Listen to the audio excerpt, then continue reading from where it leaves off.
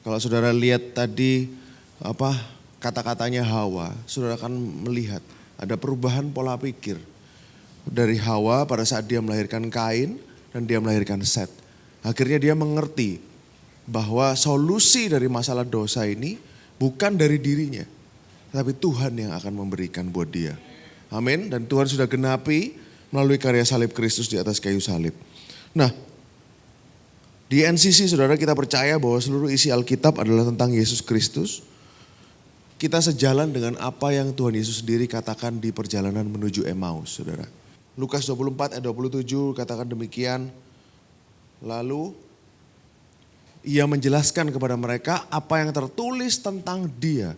Jadi Yesus menjelaskan kepada dua murid dalam perjalanan dari Yerusalem ke Emmaus. Apa yang tertulis tentang Yesus di dalam seluruh kitab suci. Mulai dari kitab Musa dan semua kitab nabi-nabi.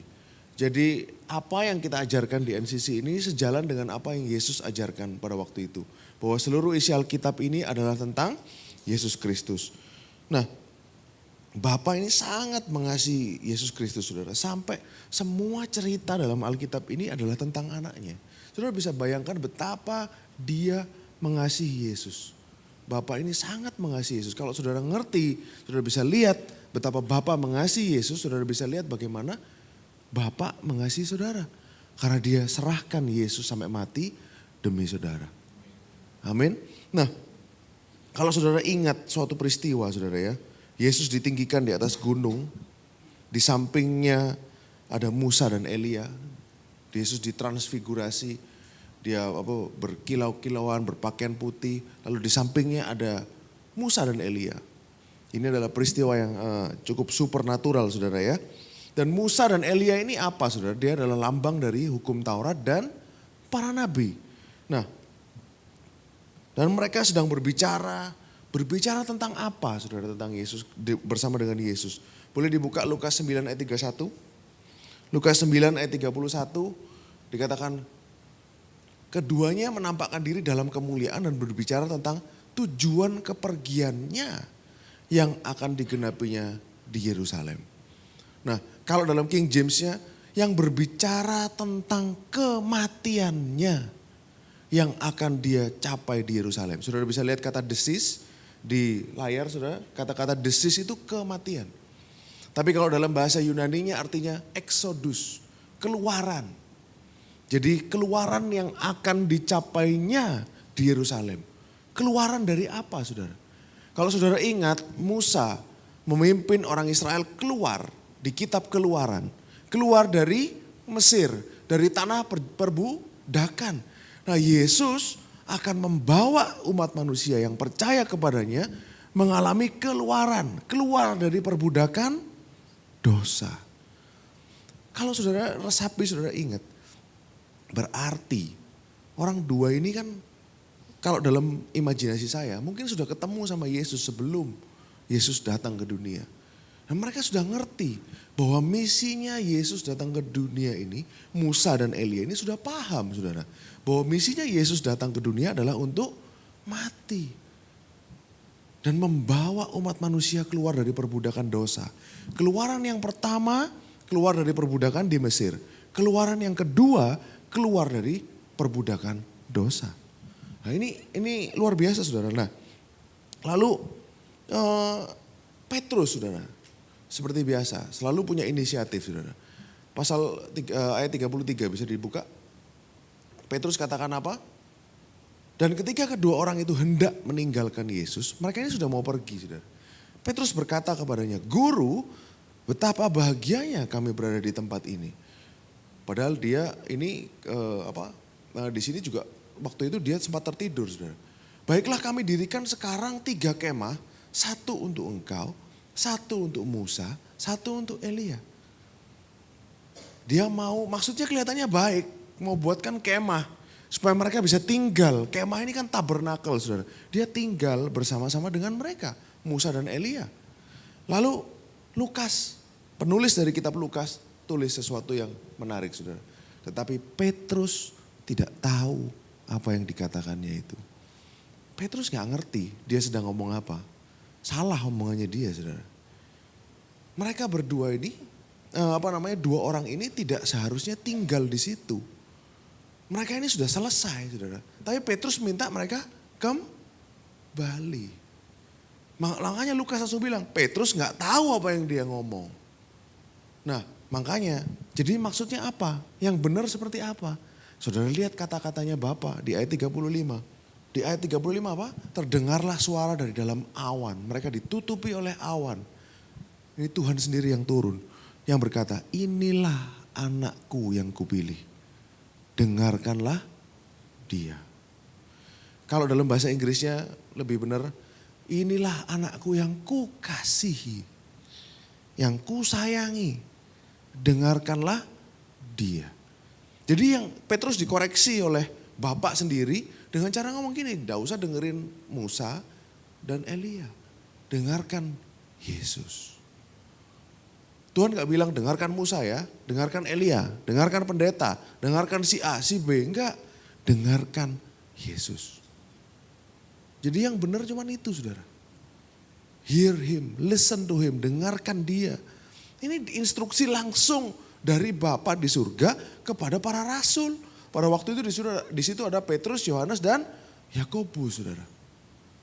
Amazing apa yang terjadi di Alkitab yang sering kita mungkin lewati, sering kita baca tapi kita kelewatan terus, saudara. Bahwa sebetulnya inti dari Alkitab ini adalah tentang anak, yaitu Yesus Kristus. Nah, hari ini saudara saya ingin mengajak saudara untuk melanjutkan pembahasan tentang cerita Yusuf di Kejadian 40 ayat 1 sampai 23. Kejadian 40 ayat 1 sampai 23. Kita baca bersama, saya akan bacakan buat saudara. Sesudah semuanya itu terjadilah bahwa juru minuman Raja Mesir dan juru rotinya membuat kesalahan terhadap tuannya Raja Mesir itu. Maka murkalah Firaun kepada kedua pegawai istananya, kepala juru minuman dan kepala juru roti. Ia menahan mereka dalam rumah kepala pengawal raja. Seperti yang kita bahas minggu lalu, saudara. Kepala pengawal ini siapa? Potifar. Dalam penjara tempat Yusuf dikurung. Jadi spesifik sekali di rumah Potifar, penjara tempat Yusuf dikurung.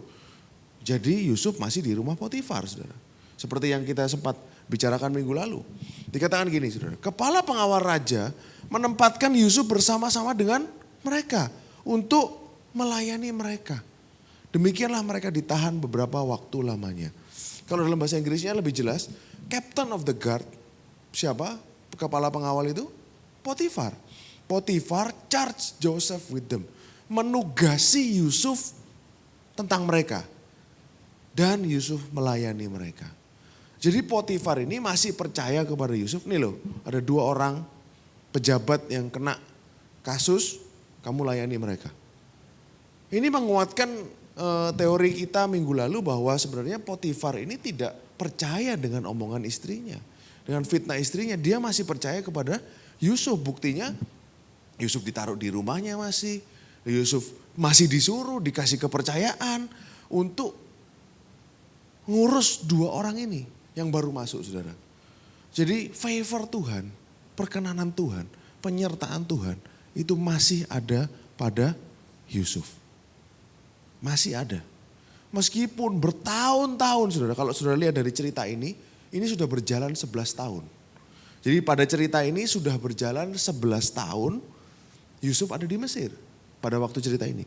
Karena apa? Nanti juru minum itu akan keluar dan lupa sama Yusuf sampai 2 tahun lagi Firaun mimpi Yusuf baru dipanggil. Total 13 tahun. Berarti di pasal ini Yusuf sudah 11 tahun di Mesir. Kita sebagai yang baca, kita mungkin nggak lihat, nggak ngeh, saudara ya. Dia udah lama loh di Mesir menjalani kehidupan di pengasingan ini, saudara. Dan kalau saudara tahu sebenarnya juru minuman dan juru roti ini apa sih sebenarnya, saudara? Apa sih tugasnya? Oh, mereka bukan seperti yang ngeracik minuman terus habis itu bikin roti. Mungkin iya. Tapi tugas yang paling utama dari juru minuman dan juru roti adalah dia harus ngicipi dulu makanan raja. Kenapa kok penting, saudara? Dia harus ngicipi dulu anggur dan roti yang dimakan oleh Firaun. Kenapa? Karena tidak sedikit orang yang mau meracuni Firaun. Meracuni raja-raja. Kalau ada anak buahnya nggak suka atau musuh nggak suka, dia bisa aja taruh racun di situ. Nah, tugasnya juru minum dan juru roti ini adalah dia ngicipin dulu. Memastikan makanan yang dihidangkan kepada Firaun itu aman, baru dikasih kepada Firaun. Baru Firaun boleh makan. Tetapi pertanyaannya saudara, kalau ada racun, berarti siapa yang mati saudara? Juru minum dong. Kalau ada racun yang mati adalah juru roti. Jadi ini pekerjaan yang sangat kepercayaan. Bagi orang zaman dulu, bagi kerajaan, bagi zaman Mesir kuno, ini adalah posisi yang tinggi kepercayaan saudara. Bahkan para pelajar kebudayaan Mesir itu bilang, menuliskan bahwa posisi juru minum dan juru roti ini hanya satu level di bawah Perdana Menteri. Kalau saudara ingat, Yusuf diangkat jadi Perdana Menteri di Mesir kan, namanya dalam bahasa Inggris itu Vizier namanya, Vizier. Itu seperti Perdana Menteri di Mesir, orang kedua setelah Firaun. Nah, posisi juru minum dan juru roti itu satu level di bawahnya Perdana Menteri. Jadi ini posisi yang sangat krusial, posisi yang sangat tinggi, kan orang kepercayaan saudara, yang ditaruh di situ. Kalau dia bohong, Firaun mati. Nah makanya inilah cerita-cerita yang kita mesti tahu dari background sejarahnya. Dari background sejarahnya kenapa, apa sih juru minum, juru roti ini kenapa? Gitu, kenapa kok dia penting? Nah lalu kita lanjut pasal ayat 5 sampai 15. Ini pejabat penting saudara yang sama Yusuf ini, bukan orang sembarangan. Dikatakan pada suatu kali bermimpilah mereka kedua-duanya. Baik juru minuman maupun juru roti Raja Mesir yang ditahan dalam penjara itu, masing-masing ada mimpinya. Pada satu malam juga, jadi bareng. Dalam satu malam mereka mimpi masing-masing dan mimpinya beda-beda. Dan mimpi masing-masing itu ada artinya sendiri.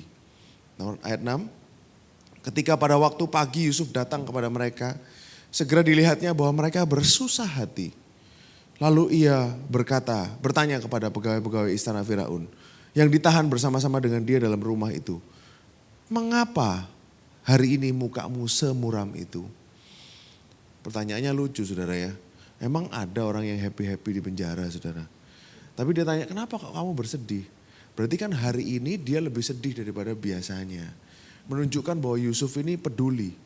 Dia pada waktu itu sama orang-orang yang memang dipercayakan kepada dia oleh bosnya. Nomor 8, ayat 8. Jawab mereka kepadanya, kami bermimpi, tapi tidak ada orang yang dapat mengartikannya. Ya jelas, lalu di penjara saudara. Mau tanya siapa? Lalu kata Yusuf kepada mereka, bukankah Elohim yang menerangkan arti mimpi? Ceritakan kiranya mimpimu kepadaku. Saudara lihat Yusuf, dia ini benar-benar gambaran Kristus. Dia kasih semua kemuliaan kepada dia. Kasih semua kepada Bapa. Bukankah Bapak itu ya, Elohim yang bisa menerangkan mimpi. Dalam bahasa Inggrisnya lebih bagus saudara. Do not interpretation belong to God. Bukankah pengertian mimpi itu adalah milik Tuhan? Yusuf bilang seperti itu saudara. Jadi dia kembalikan semuanya ke Tuhan. Dia kembalikan semuanya ke Tuhan. Dia bilang apa? Ceritakan kiranya mimpi itu kepadaku. Nah sebelum kita masuk ke dalam mimpinya, saudara harus ngerti bahwa dalam kebudayaan Mesir, mimpi itu bukan sesuatu yang remeh-temeh saudara. Bukan sesuatu yang biasa. Mereka adalah orang yang tergila-gila dengan mimpi. Kenapa? Bagi orang Mesir zaman dulu, bahkan sampai, ini kan Yusuf ini hidup di dinasti ke-12 di Mesir. Bahkan sampai ke dinasti ke-17, 18. Mereka itu masih membicarakan soal mimpi. Bahkan mereka punya buku mimpi saudara. Jadi ada papirus, boleh ditunjukin Dela. Jadi ada papirus namanya Book of Dream. Jadi ini adalah buku mimpi. Cara mengartikan mimpi. Oh kalau mimpi ini artinya ini. Kalau mimpi ini artinya itu. Karena mereka percaya bahwa mimpi itu adalah oracle. Oracle itu artinya adalah pesan. Pesan dari para dewa. Mereka percaya seperti itu. Jadi mimpi itu adalah pesan dari para dewa. Jadi orang Mesir ini tergila-gila dengan mimpi. Nah ini suatu papirus yang ditemukan dari dari dinasti ke-17. Yusuf itu dinasti 12, ini lebih baru, dinasti ke-17. Nah bahkan sampai zaman yang lebih modern pun mereka masih percaya mimpi, saudara. Dan di sini ini ada di museum namanya British Museum di Inggris, saudara. Dan ditemukan ini papirus ini adalah rumusan mengenai arti-arti mimpi. Nah saya tunjukkan artinya kepada saudara. Beberapa mimpi menurut mereka, saudara ya. Mimpi meninggal artinya bagus, umur panjang. Mengumpulkan kurma, bagus. Kamu akan diberikan makanan oleh para dewa. Menguburkan orang tua, bagus. Para dewa akan memberikan kamu kemakmuran. Ini isinya di sini, saudara. Jadi saya bacakan buat saudara contohnya. Jadi orang Mesir itu sampai punya manual book. Oh, lu mimpi ini artinya ini gitu. Kalau engkau mimpi ini artinya ini, mimpi ini artinya ini. Nah, mimpi gigi lepas, jelek, mati katanya. Mimpi gigi lepas artinya mati loh. Kok orang Mesir sudah tahu, saudara ya. Melihat ke dalam sumur, mimpi ngelihat dalamnya sumur, jelek, kamu akan dipenjara. Katanya gitu. Melihat burung unta, jelek, akan kena celaka. Nah, lalu ada melihat kucing besar, dia bilang. Artinya panen akan bagus. Ini mimpi-mimpi yang mereka percayai zaman dulu, saudara. Ini berapa tahun? 1200 tahun sebelum Masehi. Mereka sudah bikin gini, saudara. Nah, lalu ada yang mirip dengan mimpinya juru minum. Melihat atasan yang lebih tinggi. Jadi mimpi ketemu bos, saudara ya. Bagus, kamu akan dipromosikan.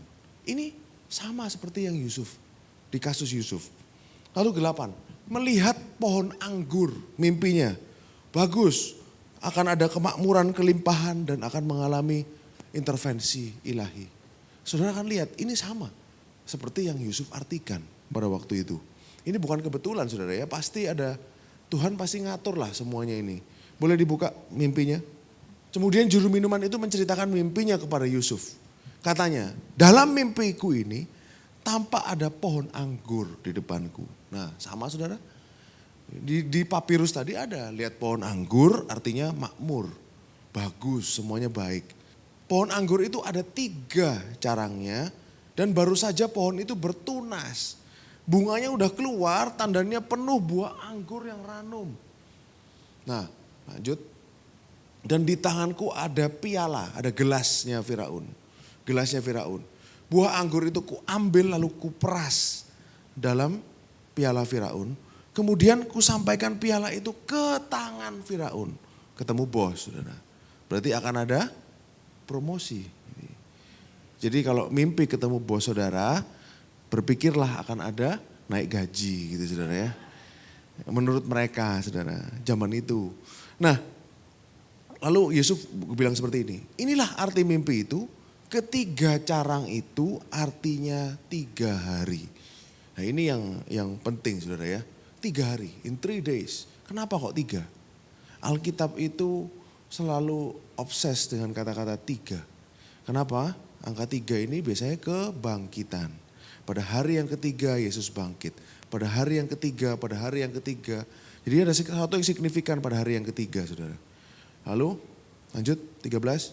Dalam 3 hari ini Firaun akan meninggikan engkau dan mengembalikan engkau ke dalam pangkatmu yang dahulu. Dan engkau akan menyampaikan piala ke tangan Firaun seperti dahulu kala. Ketika engkau jadi juru minumnya. 14. Nah ini pertama kalinya Yusuf memohonkan tentang kasusnya. Dia baru pertama kalinya kayak membela diri, saudara, dalam tanda kutip ya. Tetapi ingatlah kepadaku.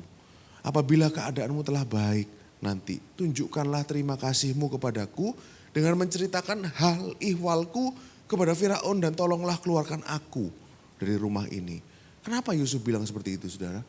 Karena juru minum ini sangat dekat dengan raja. Sangat dekat. Kalau saudara lihat, siapa lagi juru minum di Alkitab?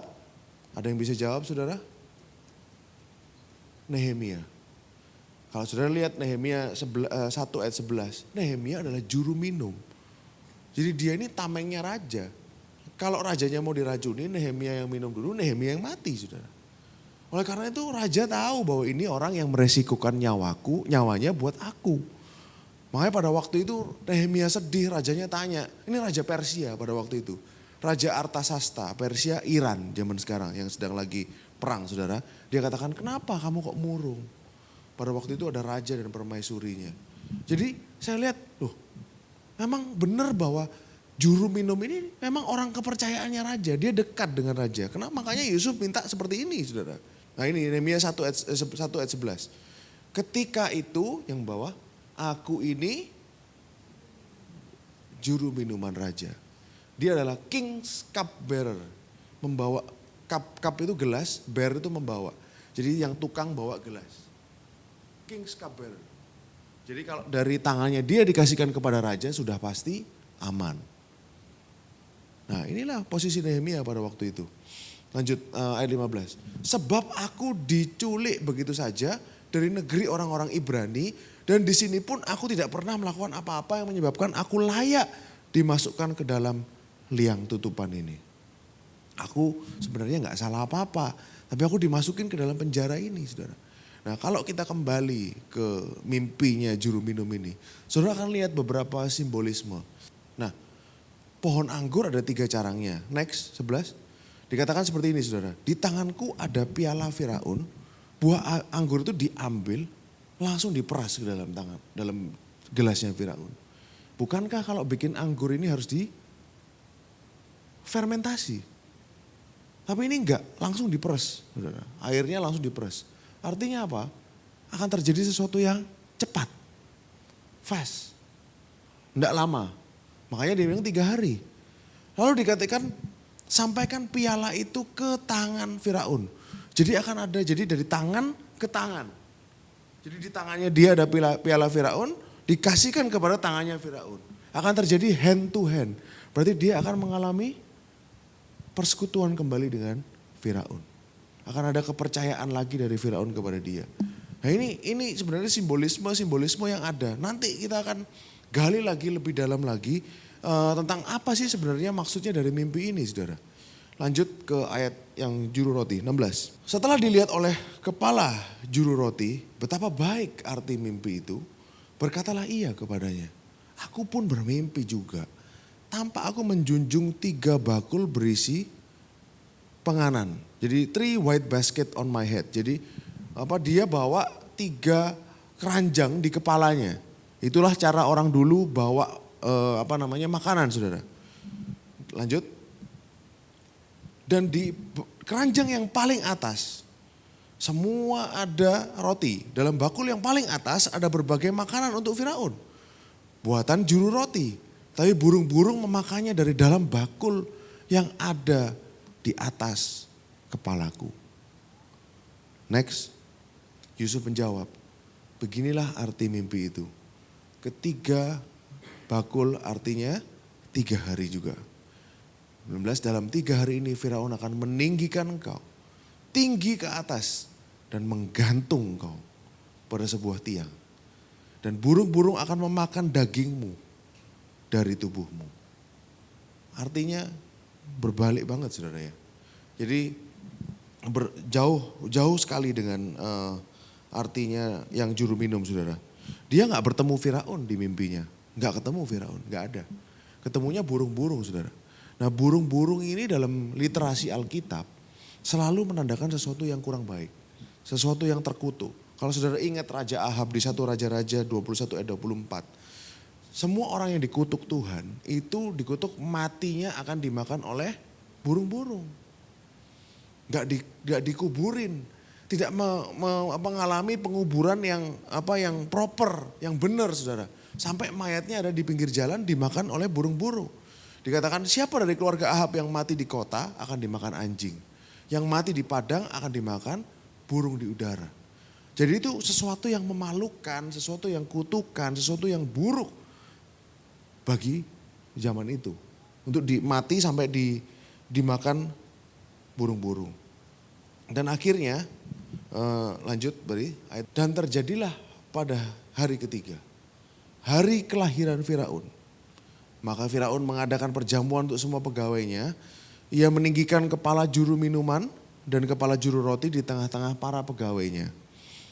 Kepala juru minuman itu dikembalikannya ke dalam jabatannya, sehingga ia menyampaikan pula piala ke tangan Firaun. Sesuai dengan nubuatan Yusuf, benar saudara? Tapi kepala juru roti itu digantungnya, seperti yang ditakbirkan Yusuf kepada mereka, seperti yang diartikan. Yusuf dalam bahasa Inggrisnya lebih jelas saudara, seperti yang diartikan Yusuf kepada mereka. Udah selesai 23?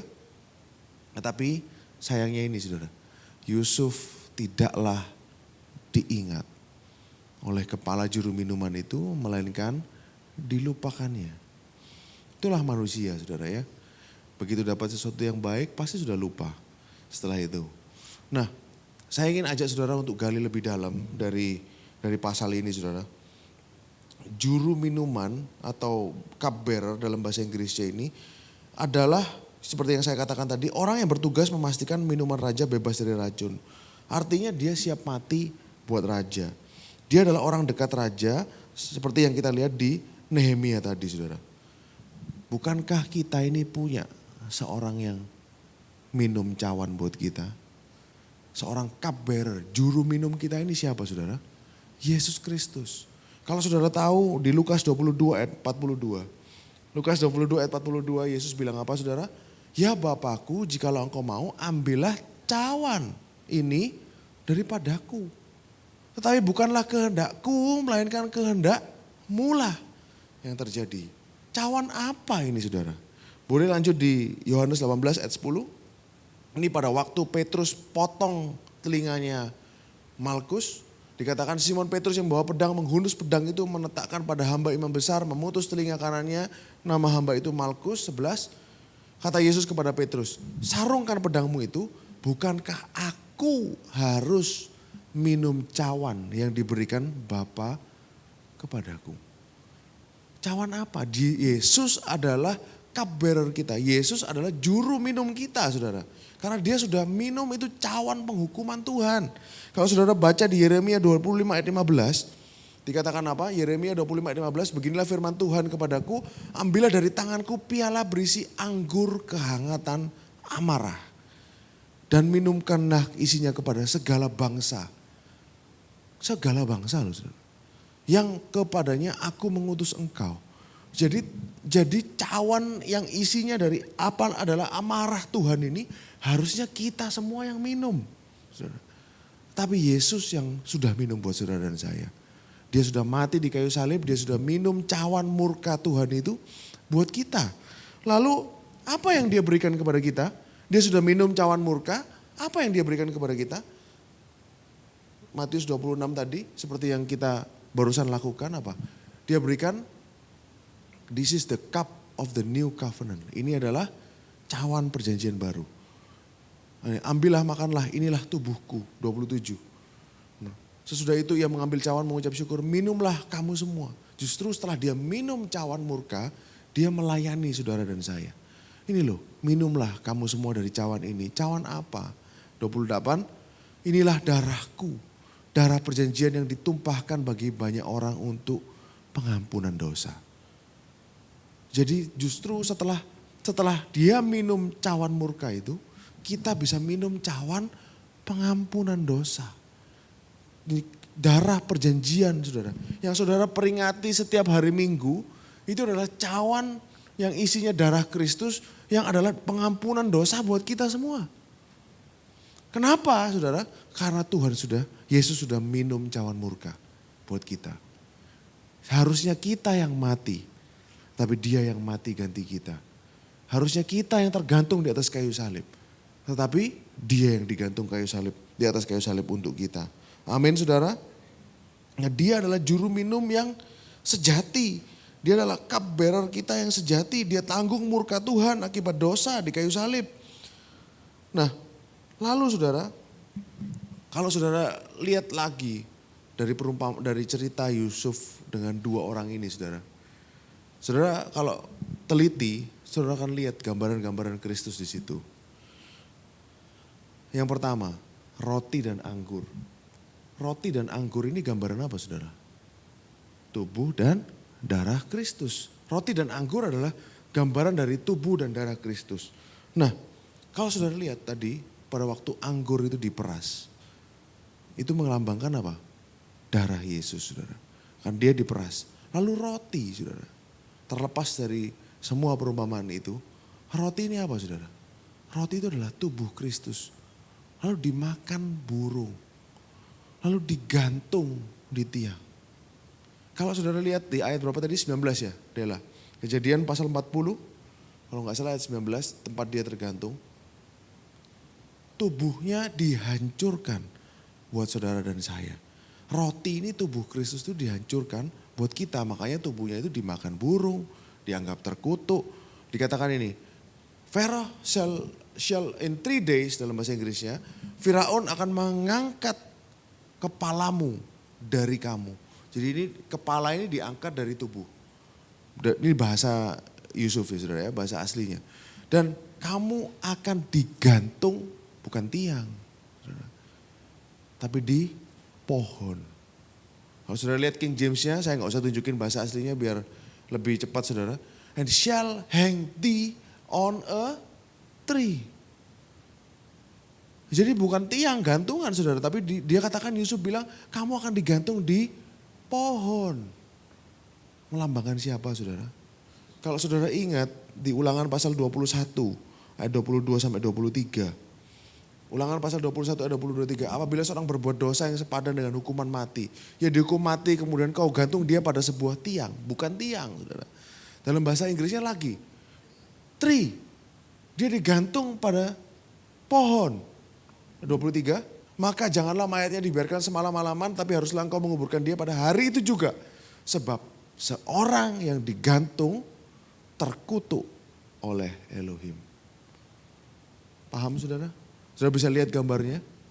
Dimakan burung, terkutuk, ya kan? Lalu digantung di atas pohon, itu terkutuk. Makanya Paulus di Galatia 3 ayat yang ke-13 dia katakan seperti ini. Kristus telah menebus kita dari kutuk hukum Taurat dengan jalan menjadi kutuk karena kita. Sebab ada tertulis terkutuklah orang yang digantung pada kayu salib. Dalam bahasa Inggrisnya lebih sama lagi. Terkutuklah orang yang digantung pada sebuah pohon. Karena Paulus mengacu pada hukum di Ulangan tadi. Orang yang digantung di pohon itu terkutuk. Hukumnya seperti itu di Ulangan. Nah, Kristus ini di pohon ini adalah gambaran simbolisme dari kayu salib. Kayu salib. Jadi Yesus pada saat dia di kayu salib, dia menanggung kutuk saudara dan saya akibat dosa. Jadi tidak ada lagi namanya kutuk saudara. Karena saudara dan saya sudah ditanggung Yesus di atas kayu salib. Kita yang percaya ini kita sudah dibebaskan. Kita bukan orang yang terkutuk lagi. Tapi kita adalah orang yang diberkati. Oleh karena karya Kristus di atas kayu salib. Kalau jadi cerita Yusuf ini saudara bisa lihat. Oh ada juru roti, ada juru minum. Ini tubuh dan darah Kristus. Dia dihancurkan tubuhnya. Darahnya dicurahkan untuk menanggung dosa-dosa kita. Kelihatan saudara gambarnya. Meskipun mungkin kalau saudara nggak teliti, saudara nggak lihat, nggak akan kelihatan saudara gambaran ini. Tapi bahkan dalam mimpi juru roti dan juru minum aja ada Yesus di situ. Ada gambaran Kristus di situ. Nah, memang kalau juru roti, emang kan dia mati saudara, udah selesai dia. Tapi Yesus kan nggak selesai di situ. Hari yang ketiga dia bangkit. Pada hari yang ketiga dia bangkit. Mengalahkan kematian dan duduk di sebelah kanan Bapa. Amin saudara. Nah seperti yang saya pernah ceritakan, cerita Yusuf ini penuh dengan tipologi Kristus. Cerita Yusuf ini sangat-sangat penuh dengan gambaran-gambaran Kristus saudara. Nah kalau saudara ingat di kayu salib ada berapa penjahat yang di samping Yesus? 2. Dalam kasus Yusuf ada berapa penjahat yang sama dia? 2.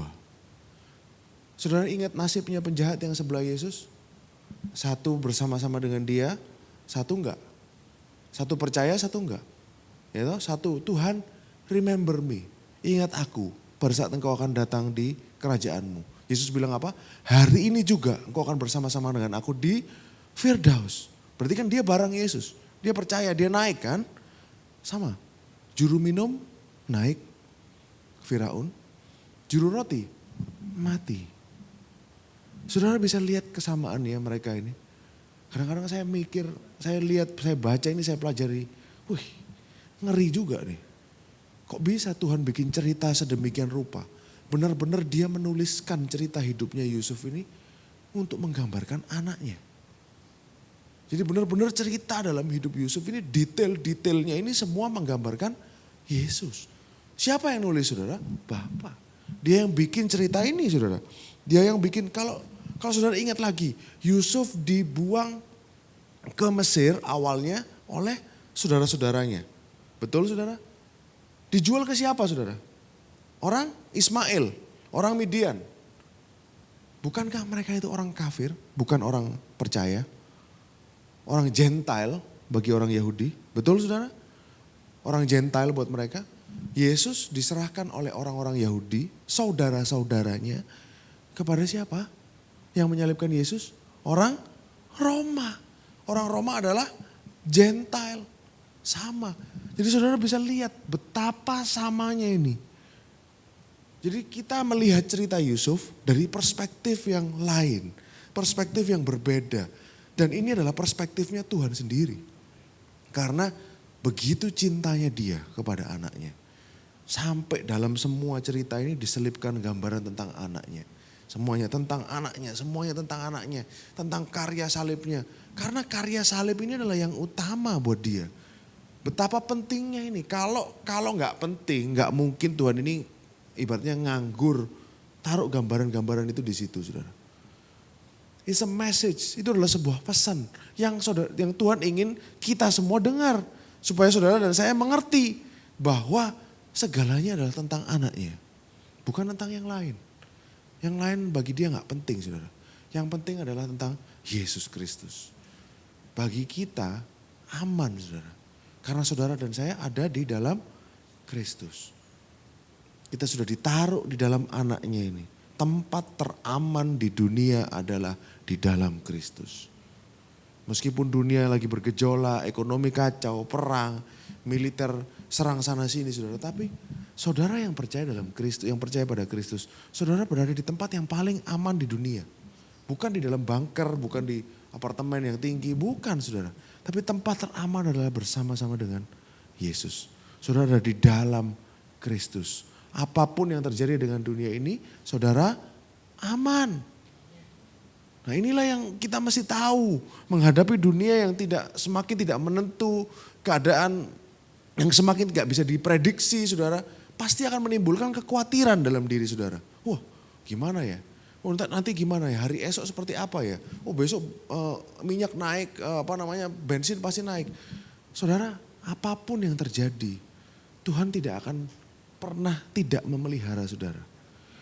Karena saudara ada di dalam Kristus. Makanya saudara ngerti ini, saudara paham tentang anaknya. Saudara paham tentang anaknya. Saudara kan ini loh, dapatkan sebuah hubungan dengan dia. Makanya seperti yang saya post di grup itu saudara ya. Seringkali kita mau apa yang ada di tangannya Tuhan. Oh Tuhan, apa yang bisa Tuhan lakukan buat saya? Apa yang bisa Tuhan lakukan buat saya? Tapi kita gak peduli bahwa sebenarnya Tuhan itu pengen hubungan dengan kita. Bukan tentang mendapat dari Tuhan. Ambil. Ya gak salah kita mengambil saudara, karena kita memang anak. Tuhan justru senang memberi kepada kita. Tetapi hati seseorang yang sudah dewasa, dia ngerti sebenarnya hati Tuhan itu maunya apa. Isi hati Tuhan. Kita pada saat saudara belajar tentang kasih karunia, saudara belajar tentang isi hatinya. Saudara belajar tentang karakternya. Saudara belajar tentang ini loh, apa yang penting dalam hatinya Tuhan. Nah inilah yang saudara dapat. Saudara dapat, you get a relationship. Saudara mendapatkan sebuah hubungan dengan Tuhan. Melebihi dari semua berkat-berkat yang saudara akan diberi oleh dia. Amin saudara. Berkat pribadinya ini loh. Yang paling mahal saudara. Dari semuanya. Dan kalau saudara ingat tadi Yusuf minta diingat. Remember me, ingat aku. Pada saat kamu nanti sudah naik ke Firaun, ingat aku. Tapi dilupakan. Kalau kita buka Lukas pasal 23 adalah Lukas pasal 23 ayat 39 sampai 43. Saudara ingat cerita ini saudara. Cerita yang begitu indah. Dia katakan apa? Seorang dari penjahat yang digantung itu menghujat Yesus katanya. Bukankah engkau ini Mesias? Kristus itu kan Mesias saudara. Kamu kan Mesias. Selamatkan dirimu dan kami juga. 40. Tetapi seorang menegur dia katanya, tidakkah engkau takut juga enggak kepada Elohim, sedang engkau menerima hukuman yang sama? Kita memang selayaknya dihukum. Ini loh saudara, kita memang selayaknya dihukum. Kata-kata penjahat ini menurut saya cukup mensamerikan Injil. Kita yang seharusnya dihukum sebab kita menerima balasan yang setimpal dengan perbuatan kita. Tetapi orang ini tidak berbuat sesuatu yang salah. Berarti orang ini gak ada yang lakukan yang salah. Tapi dia digantung di antara para penjahat.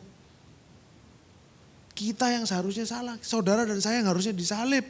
Tapi kita gak disalib hari ini karena Yesus sudah disalib untuk kita. Padahal dia gak salah apa-apa saudara. Amin. Nah 42. Lalu ia berkata, Yesus, Jesus, Lord, Tuhan. Jesus, ingatlah akan aku. Remember me. Pada saat kamu datang dalam kerajaanmu.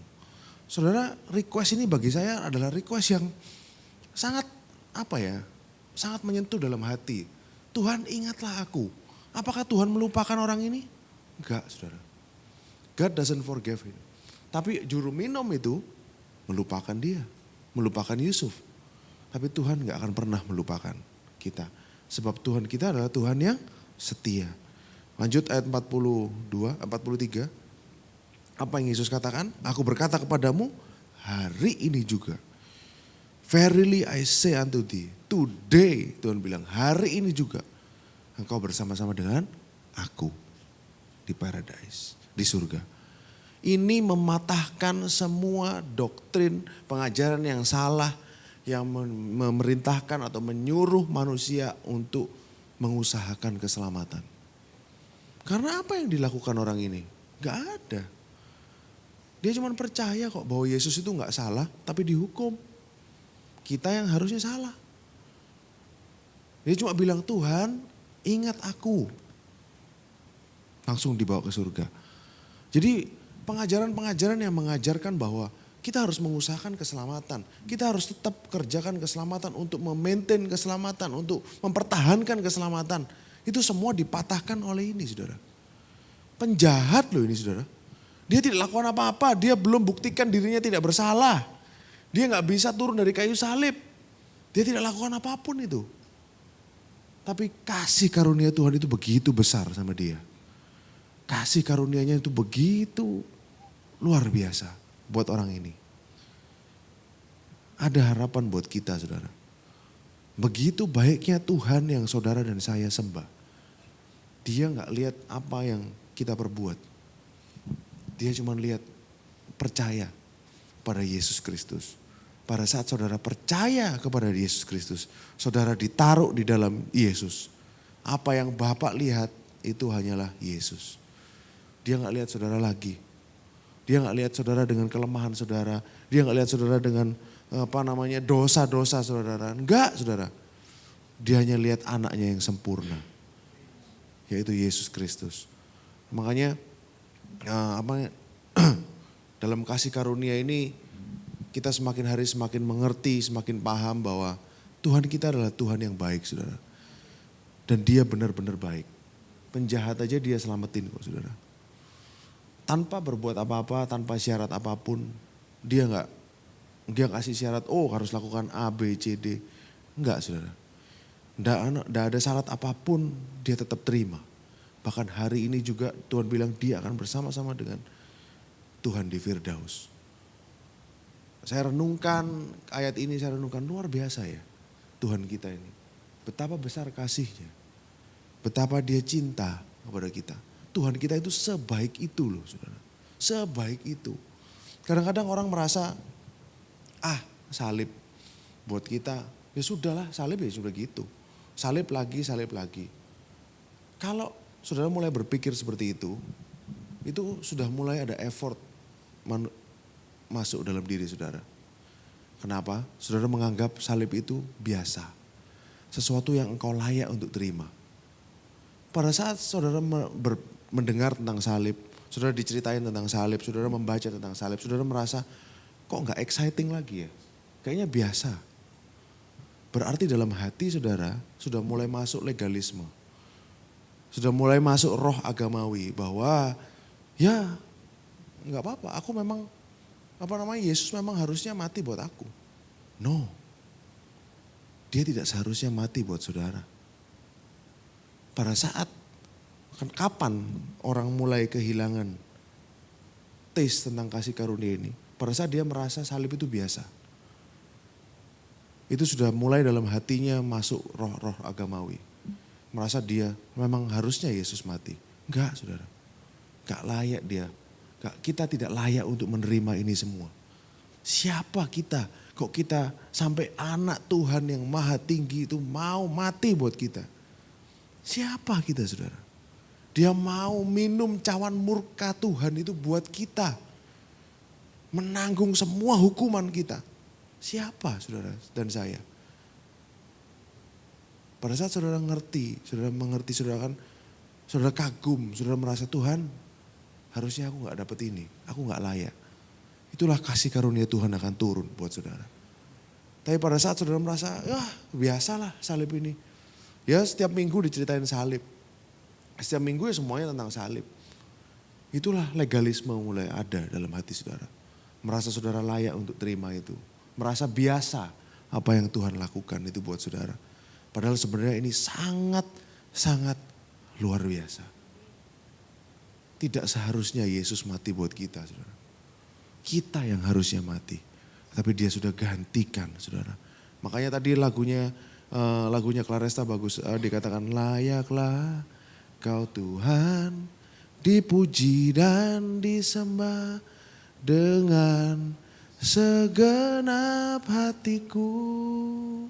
Memang dia layak untuk terima semuanya. Karena dia sudah lakukan yang terbaik buat saudara dan saya. Amin saudara. Karena dia layak untuk terima. Pada saat saudara mengagumi, saudara bisa dapat esensi dari salib itu. Dan saudara kan puji-pujian itu akan keluar sendiri saudara. Karena memang dia yang layak untuk dipuji. Pada saat saudara ceritakan tentang Kristus dan karyanya yang luar biasa. Buat saudara di kayu salib, saudara akan memuji sendiri kok. Tidak perlu kita paksa orang untuk memuji. Gak perlu saudara. Kita akan, semua pujian itu akan datang secara otomatis. Bukan dipaksa, bukan diharuskan, bukan liturgi, bukan kebiasaan. No. Makanya pada saat kita memuji dan menyembah di perjanjian baru ini. Saudara memuji dan menyembah bukan atas dasar kita harus lakukan. Tapi karena dia sudah lakukan semuanya buat kita. Itu semua sebuah respon. Kan itu menjadi sesuatu yang indah di hadapan Tuhan. Karena apa? Kita meninggikan anaknya. Tuhan hanya bisa disenangkan oleh anaknya.